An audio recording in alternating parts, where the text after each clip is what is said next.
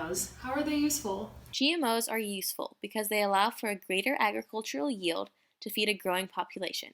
They make food more nutritious with added vitamins and nutrients, and they are used to make crops pest and weed resistant. There are GMOs outside of the realm of food as well.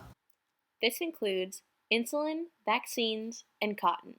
Two of the technologies used are CRISPR gene editing, PCR, restriction enzymes, gene guns, and a bacteria.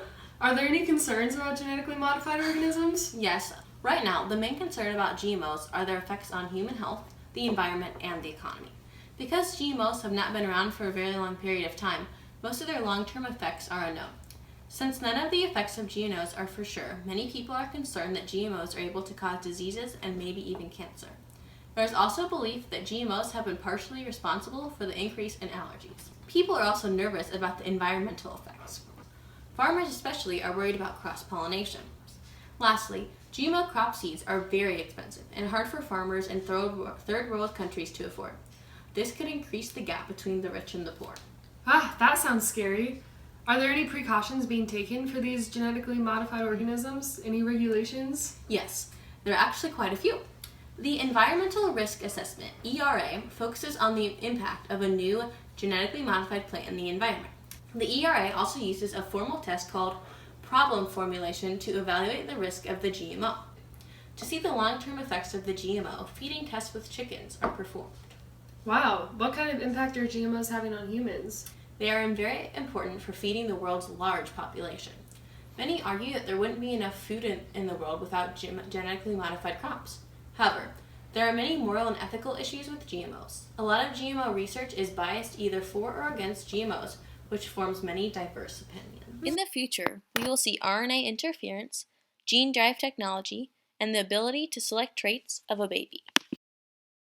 So, the competition is between yellow GMO corn, represented in cornflakes, or purple non-GMO corn.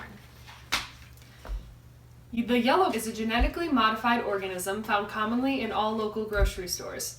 It's the second most common GMO crop after soybeans, with 90% of all corn produced being genetically modified. It is considered equally nutritious to regular corn by the FDA. It is useful in pest protection, pesticide tolerance, higher corn yields, improving the quality of corn, and lower production costs, producing a large human impact. Concerns are similar to those stated as in the earlier segment.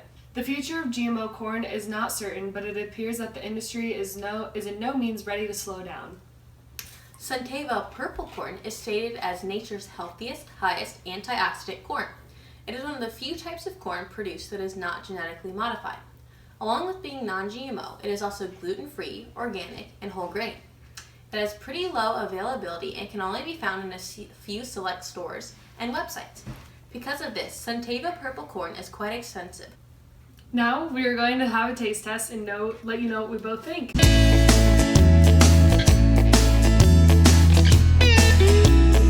I feel like the purple has more taste.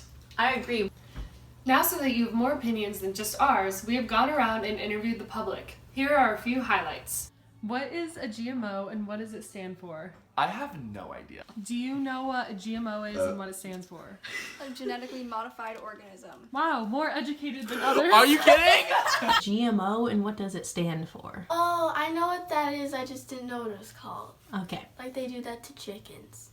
What is a GMO, and what does it stand for?